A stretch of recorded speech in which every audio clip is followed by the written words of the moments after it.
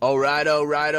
Welcome, you loyal listeners, to another episode of Agents Influence Podcast. Conversations with who? Cass Dog, right here. J-Cass is who you're listening to. You hit play because you are joined by, I am joined by, I should say, Sarah Muniz. Now, it looks like Muniz, but no, she showed me it's Moo and then knees, just like that. So it's Sarah Muniz. Sarah, welcome to the podcast. Thank you for having me. I'm excited to be here. Since you're doing J-Dog, I'm doing S-Dog.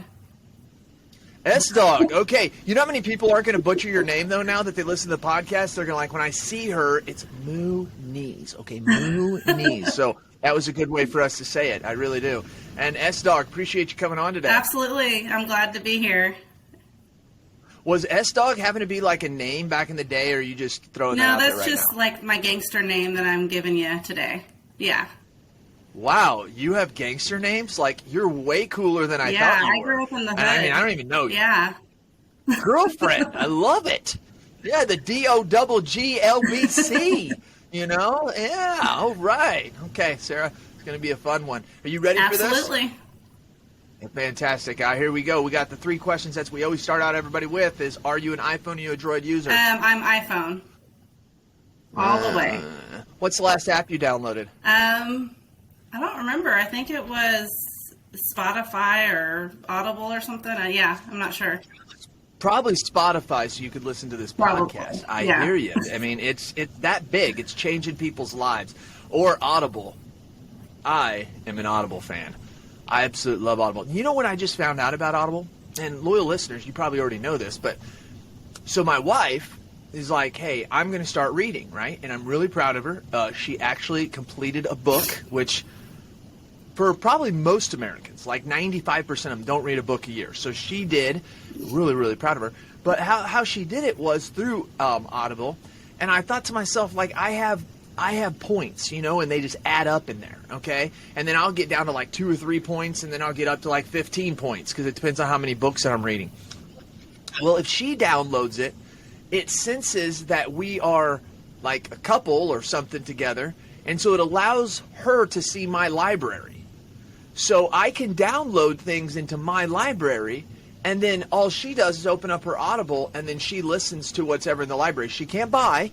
She can't purchase. The only thing that she can do, now I think she could get the subscription, but for all you loyal listeners who have out there that your spouse or significant other or whatever, you don't actually have to have 2 Audible accounts. I don't know how we did it. Whenever we did it, it just joined us automatically.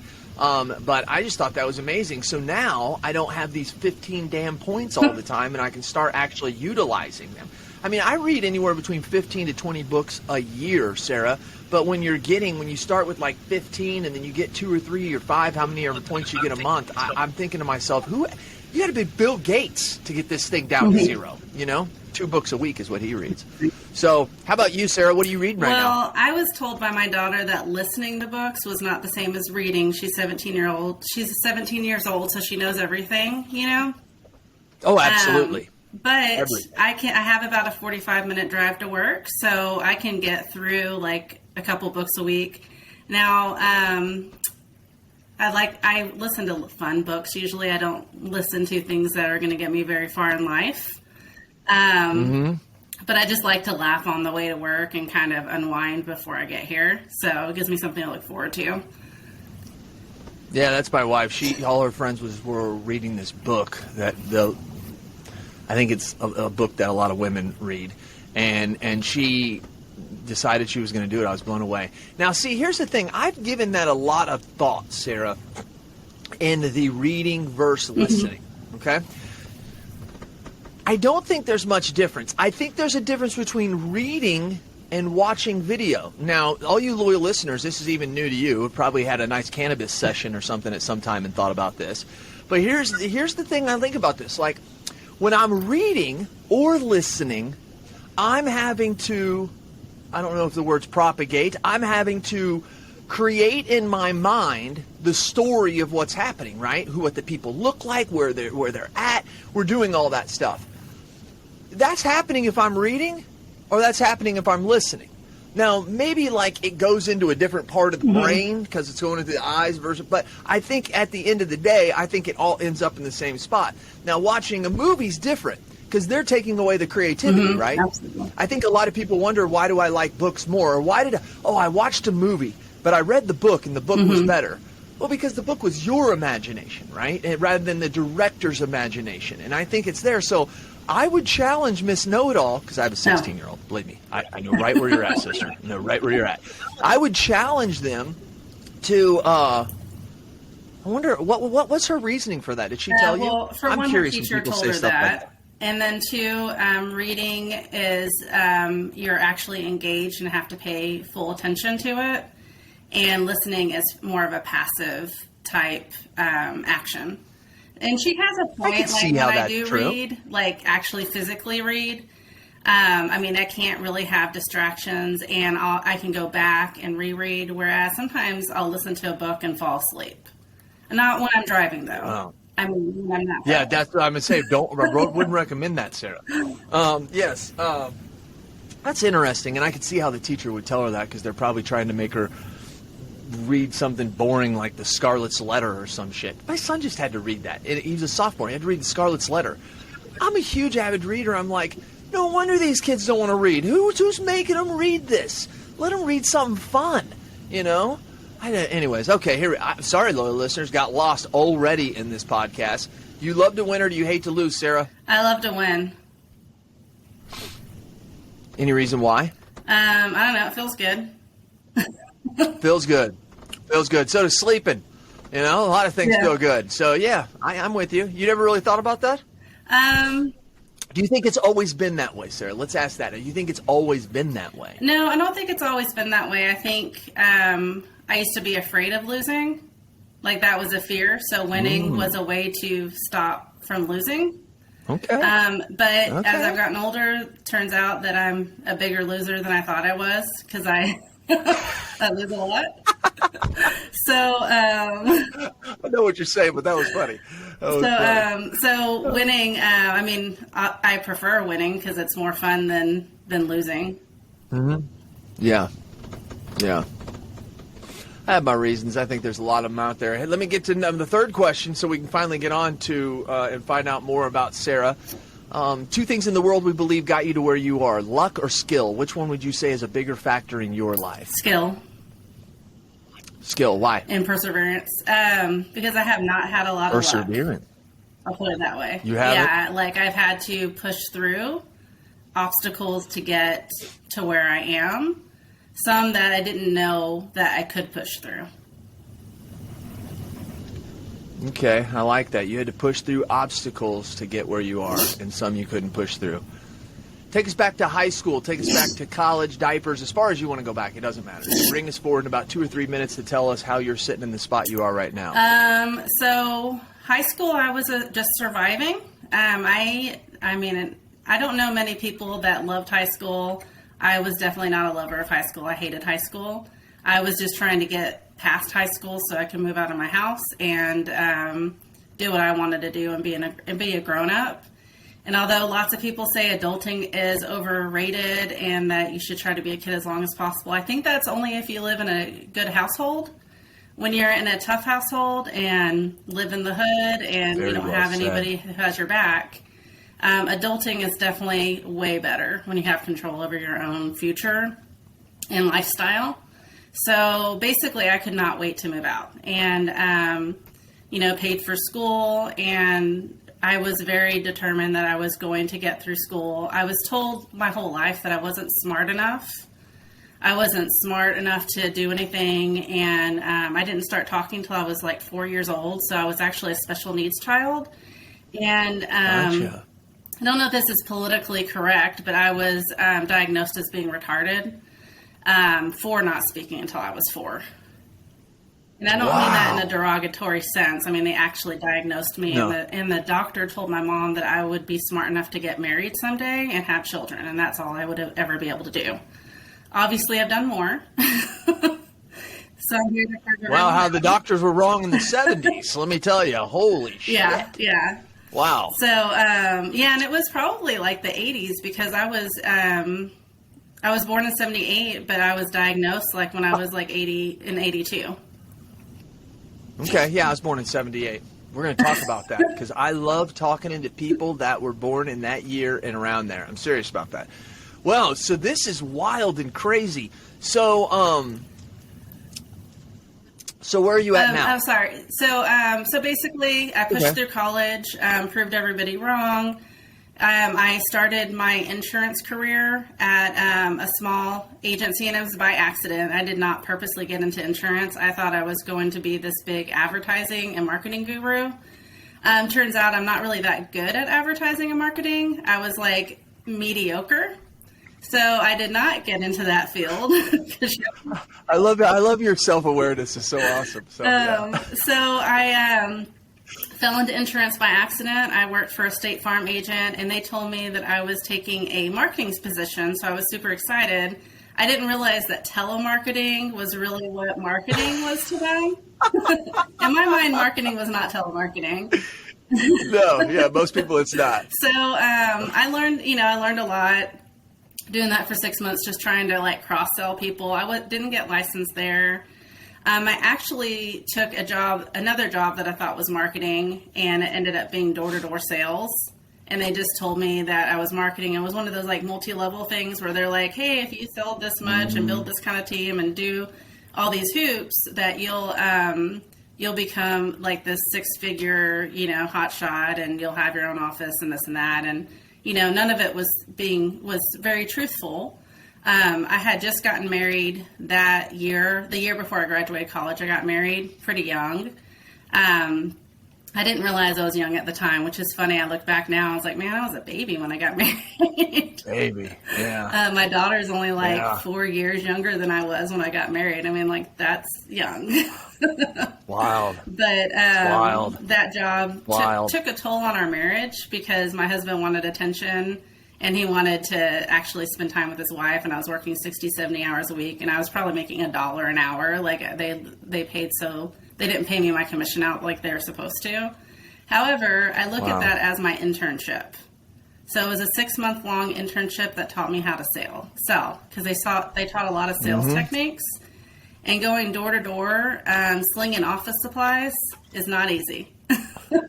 You'll learn quick, sister. You learn really, really quick. You learn how to treat gatekeepers and how to compliment them to get to their bosses. And so I learned a lot from that position, and it got me ready for my next position, which I went back to my State Farm agent. I was like, hey, I just need a job. I don't have any money, and this other position didn't work. And they liked me enough to where they actually referred me to someone else to work. He got me licensed, was not a nice person at all, but at least he got me my license, and I learned how to sell insurance at that point because I didn't really know how to do it, and I learned the service side of the industry, and I learned from him what I did not want to be like. So he taught me the opposite of who I wanted to be. He was very pushy salesman, very in your face, used car salesman.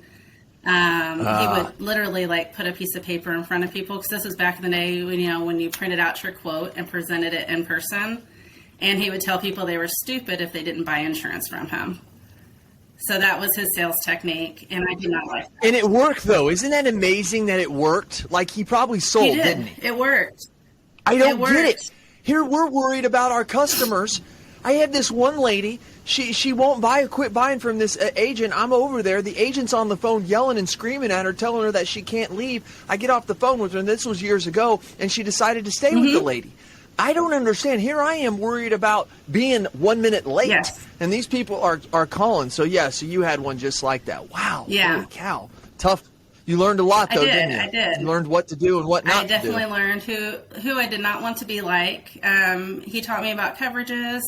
And although I had a tough time in his office, that's when I started falling in love with the industry that I didn't think I was going to be in long term. 20 years later, I'm still here. So obviously I have been in it long term. So how old were you at the time? You were in the young 20s? I was probably like 23, 24 at that time. Okay. Identical story here. I started when I was 23. That's I'm so serious. funny. Yeah. And my main mentor was mean as shit. I can go get my wife right now, and I'll tell her for the first 2 or 3 months, I would come home as a 23 and 24-year-old guy. I would cry. Yes, loyal listeners, you heard me say that. I would cry to my wife because the dude was so mean. He's still my number one mentor today. He's 78 years old. We hang out on the lake. I owe him everything in this industry. But he was a straight asshole, and I tell him that all the time. I could not. He said, I didn't know how to train anybody. I was doing what I thought we needed to do. Well, you know. I don't think that this guy has that story. This guy was mean to the core. He actually ended up firing me, which was the nicest thing he ever did for me. And he fired me for being pregnant. So I know that's hard to believe, but... Yeah. Holy shit. You would own his house today and his life if someone pulled that shit on you today. Well, like with small agencies, I think it's kind of hard to prove it. You know, like I don't think it's that easy. And then when you're like 24, 25 years old and you just don't have any money, like if, you know, I didn't even really try to talk to a lawyer because I was making $11 an hour and I was licensed. And this is the 80s. This is early 2000s. This is early 2000s. Yep, 2000. Yeah, somewhere around in there. So still, that was still frowned upon. Yeah. I mean, we were getting to the point. Today, they have to prove that they didn't fire you because you were pregnant. I mean, seriously, it's that kind of a world. And it should be. Wow. It should definitely be that way, yeah. Yes, no one should be fired because of that or because they're married or because they're a woman or man. Yes. Oh my God. Can you blow your mind? Can you believe it that at times, like, people actually had conversations, well, hey, let's not hire her because she's pregnant and he's too old. I mean, can you imagine that they used to have that conversation? Yeah, I mean, I honestly believe that those conversations still happen. I think they're just a little bit more discreet or hide it more. I don't think that they don't happen. I think you're right about that. I think that they do, and I know that they do. So that, I mean, that was, you know, obstacle number one. Luckily, while I worked there, I experienced some really great customers, and there was an accident that happened down the street from where I lived. And it was a major accident where a 15-year-old took the car out for a joyride, and they had a fatal accident with some of their friends in the car. And I'm not saying that was a good thing. That was a bad thing. But I learned from it because it was in the paper, and everyone was talking about it and talking about... So my employer was telling me, he was like, you know, hopefully they have umbrella insurance because they are not only mourning the loss of their son, but I bet they're being sued by all of those parents. And then that was really the first time I understood what insurance was. Like, it took me a few years to really, like, get what I was doing. And it was the experience. The experience actually clicked. Okay. Yeah, and so that gave me that drive that I wanted to make a career out of this and help people. So it gave me more of the drive that I'm here to help people and I can serve people. And that's really what I wanted something that made me feel good at the end of the day. So that's kind of like helping others and helping them realize their needs, and shedding light to things like that. That educating, helping. Yes, yeah. So. We like to say we don't sell insurance at the Insurance Alliance. We help people purchase it. That's a really big thing. I don't like, hey, we'll sell you this. No, we will help you purchase it, right? We're going to explain to you what's going on, how it could affect your life, and you make the decision, right? That's not me for me to do. If I educate you correctly, you should be making those decisions. But even if you choose to do against what we said, you know, I mean, that's on you there. Wow. So Sarah, do you own your own agency now? No, I work for an agency, a pretty large one, under they're under Berkshire Hathaway, Home Services Insurance, and I've just been here a little over a year now, but by far the best place I've worked so far. They're very. What's your title? What do you do? I'm a producer. Oh, you're a producer, commercial, personal lines producer.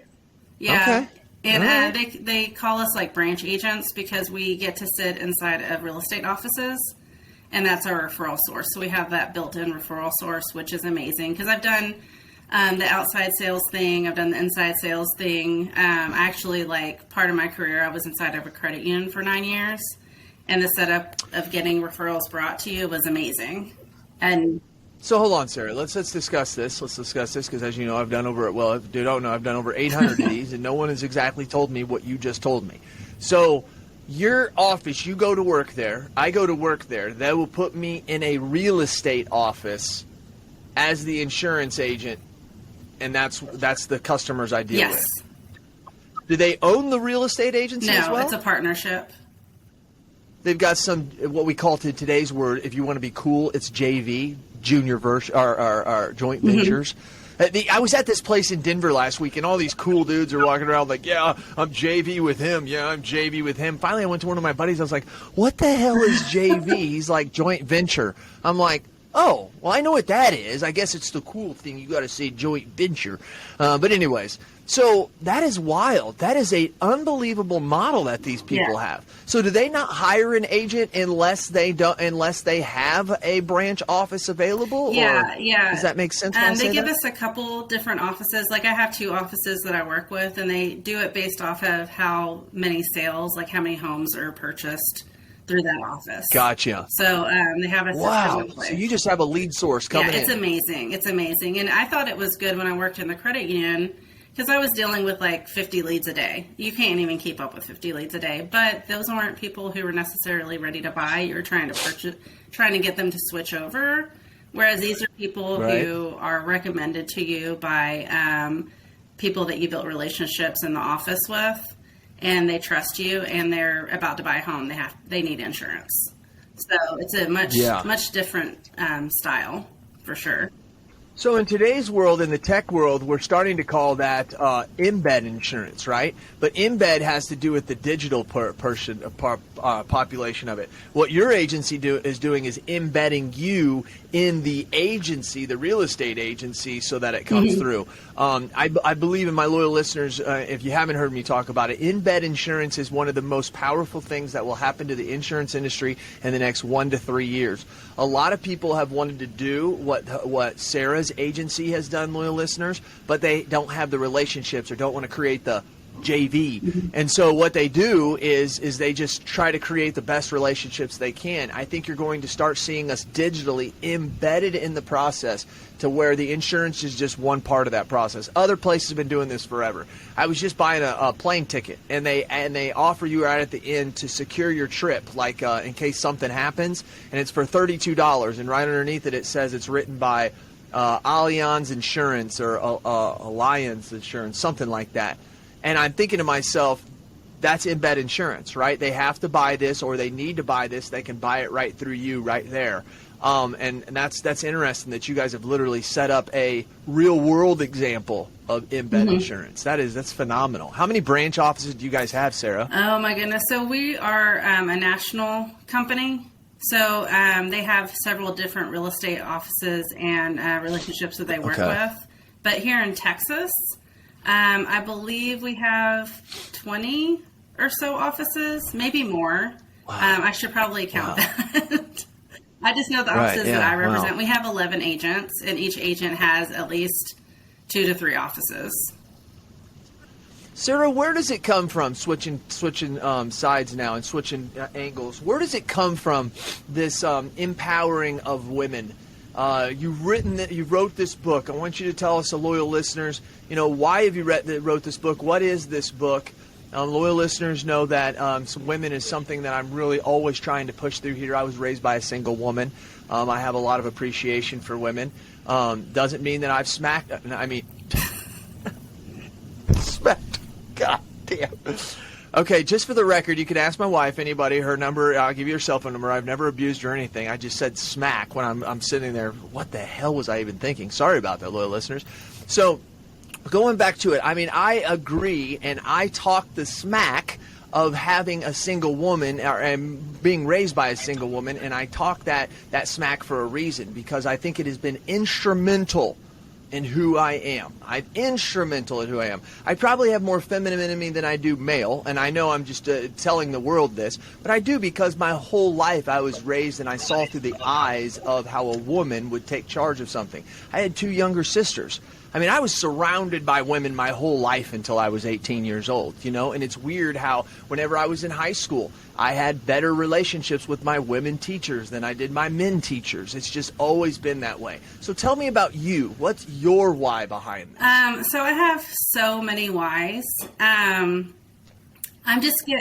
What's your big one? My biggest why was I took a leap of faith when I left the credit union in 2016.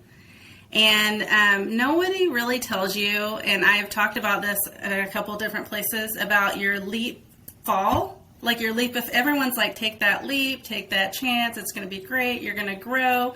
Nobody tells you about when you smack your nose into a wall and you're bloodied up from the leap of faith. Mm-hmm. And I left the credit union. I tried to work for this guy that made all these promises. I had a bad feeling about him, but I was so ready to move on because I had hit a glass ceiling there that I was never going to get to move up. And they were very straightforward with that. They were like, you're a producer, you're going to be a producer, and that's all we ever see you as. And at 30 years old, I'm like, I'm too young to just settle for doing this and not having a path to move up. So I took this opportunity. The guy was I would say he made my first boss look like an angel. That's how bad this guy was. Oh, wow. And he pretty much did. He asked me to make unethical choices. He told me that he hired me because I was pretty. He told me that he owned me.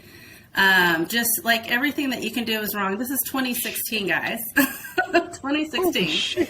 So what he said, probably biggest mistake of his life, but he fired me because he got tired of hearing me cry. I only worked for the guy for 2 months.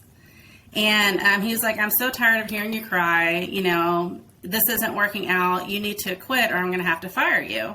And he's like, if I have to fire you or if you speak of what happened in this office to anyone, I will have you blacklisted in the insurance industry and you will never find a job again. And I believed him. I was scared because I went from making a really nice income and being the breadwinner in my household to a $0 income within 2 months. Holy shit. So it was the scariest thing that ever happened to me. Honestly, my confidence was broken. It took a really long time to build it back up, and I still teeter.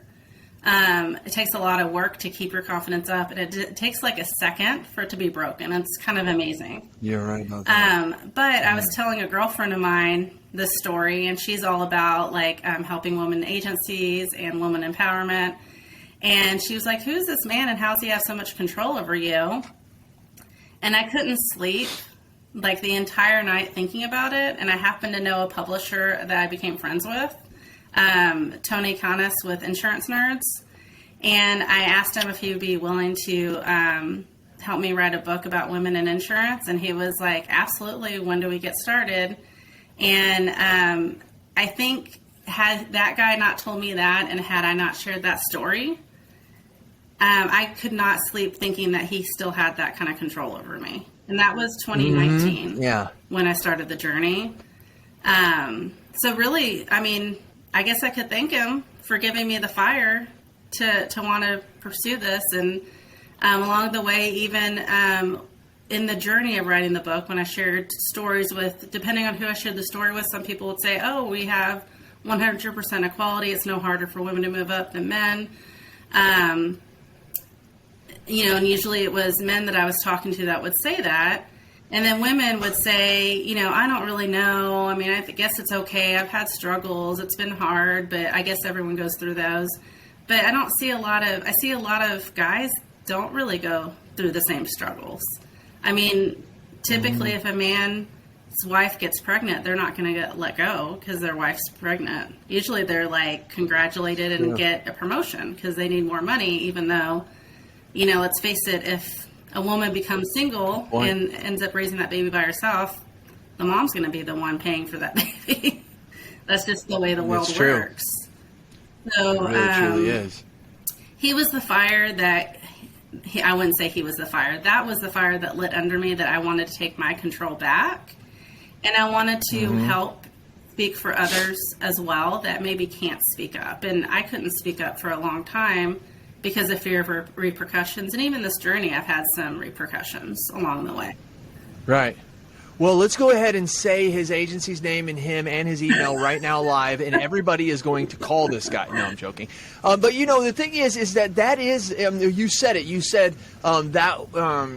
he was the fire, and then you jumped back from that, and you said no, he was like the final fire or something. You said, because what's so hard about these, but it's a way it's kind of inspiring, is that when you come up with these huge life achievements like writing a book or doing something, and it was all because of something, you start realizing that it just wasn't because of that thing, it was because of everything in your life that culminated to that point, yes. Right? And so you have to sometimes look back and say, man, if I'm helping so many people with this, but yet it's because of all the bad things that maybe I went through, you start to weigh like, well, maybe that was worth it if I'm actually going to help people, you know? You don't ever want to lose yourself in that process, but if you didn't lose yourself and you were able to regain and take back that control, good for you to be able to do that. Obviously, you've had that thought through this process, Absolutely, right? Yeah, and it's been really therapeutic to get it on paper and work through it, and then try to work out a way to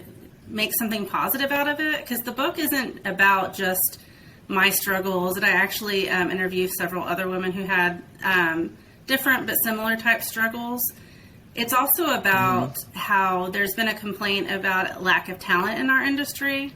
So what I want to do is I want to take that complaint and that problem and solve it with all the talented women that are in the industry maybe getting overlooked, and why that's happening, and then how we fill that gap and create a talent abundance. Because I really think that's so Sarah, there is some shit going on in the industry right now, right? So I told you I've got my ear to the ground, listening to a lot of people. I just did this lady did a podcast for her. Name was Kim Beach. And she's doing she's starting this thing called Insure Women. She doesn't even realize what she's starting right now, because her ideas are big, but she has, I mean, I can tell you so many freaking women out there that are doing unbelievable things, but she has created this thing called Insure Women, and all it is a group that she's trying to get women together. Now, she realized that what her whole goal was is that as an agent, she wanted to insure women and really insure them, because she feels as if like they don't get the same kind of education and they don't get talked to the same way when they're trying to be sold insurance. And also a lot of times it's guys trying to speak to their needs, and obviously that's not the perfect world. And so that's how she started doing this. Well, then in the course of doing this, she started finding out that there was these other insurance agents and agency owners, and so now they're starting this huge group, and she's actually partnered up with a company, a carrier, and they're going to take what she's doing nationwide. It's a really, really cool thing. But I met these other girls, these other ladies on December 20th in January 20th in Denver. And her name was Olivia Stein or something. I can't remember her last name. I just ran into her on LinkedIn the other day. And her and her business partner, they left this large agency, huge brokerage.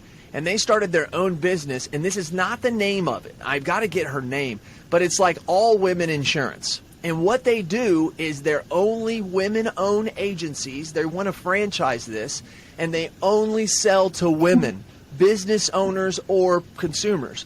And they understand that shrinks their market a lot. But, I mean, really does it? Like if 50% of the people are roughly women and 50% are men? Now, when you get into the business model, she said, yes, you will. She said, but you won't you will realize how many women business owners there are, and how many of them don't like dealing with men. Not because they don't dislike men. It's just it's hard for them to relate sometimes. It's like it is for a male to relate to another male or whatever it could be in that business sense. But I started telling that to the Insure Woman lady. I said, you need to get a franchise going that it says Insure Women, and that's the name of the insurance agency. And that and about a million other things I have talked about, because I've done I'm going to do a special coming up here that's called WOW. It's called the Week of the Woman, and we're going to do it during Women in History, during Mother's Day week, building up to Mother's Day week. And we're going to kind of do that on here on the network, every one of them. Loyal listeners, if you're listening to this, you're hearing this for the first time ever.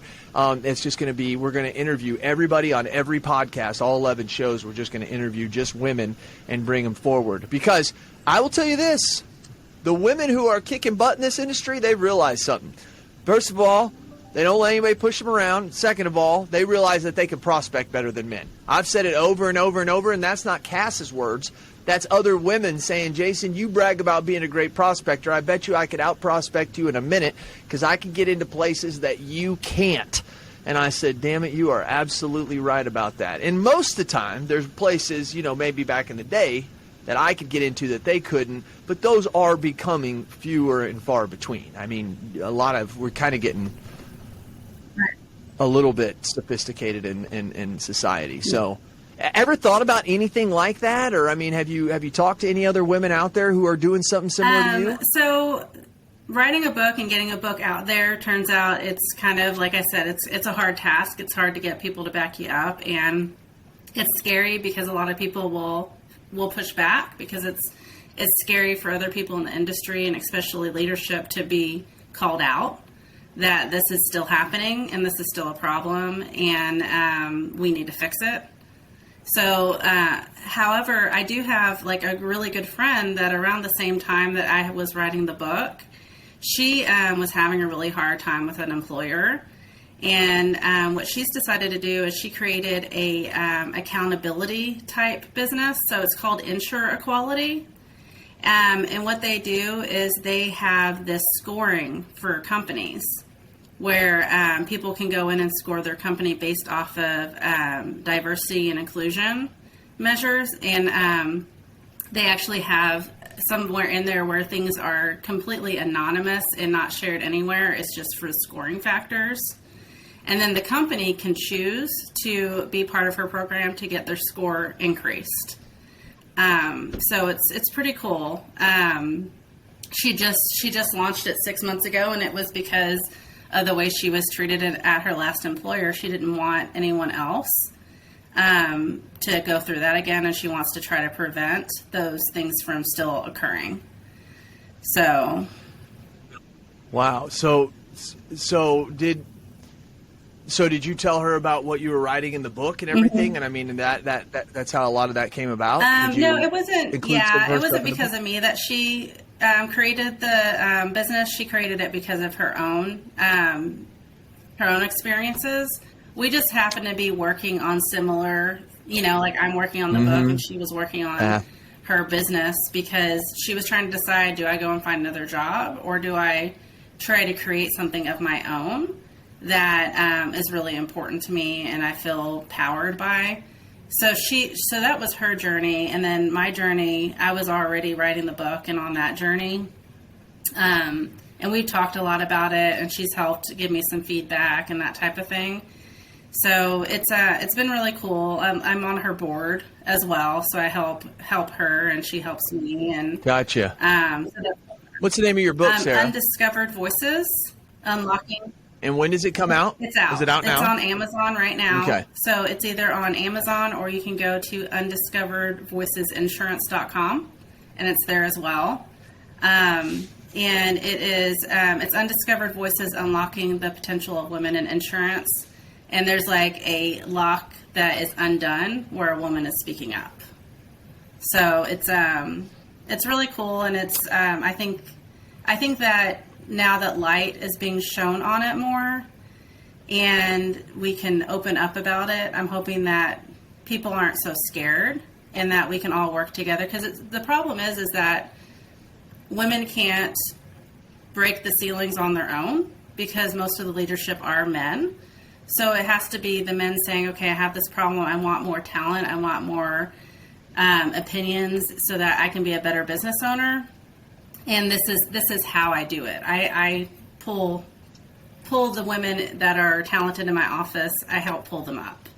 And other, Do you control the renewals in your agency for your book of business?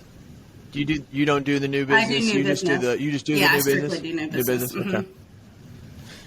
I asked that for a reason. So So if people want to find it, they can go to Amazon and they can look it up and Undiscovered Voices. Is that right? Undiscovered Voices. Absolutely. I like that. Well, all the best to you on that. Before we wrap this up, I want to ask you a question. What was the reason why you didn't talk until you were 4? I don't know. I've been told several different things. One Oh, wow. So there's no diagnosis. Okay. No. So one story I was told that my jaw wasn't fully developed. But through a lot of self-work and talking with a therapist, and I feel like there's a stigma with people talking to therapists, but I think it's the best thing we can do for ourselves. Amen to that. I think I was scared to talk. So that's kind of like, this is me no longer being afraid to talk, because that's how bad my household was, how scary it was. Undiscovered Voices. Interesting. Anyway, so, what's amazing, and loyal listeners, I pointed this out before, and I want you to point that. I just want to bring this back. When I asked the second question to Sarah of whether she was, did she love to, what was it? Oh no, the third question, skill or luck, and she chose skill. And what's amazing is, Sarah, is you jumped at it quickly.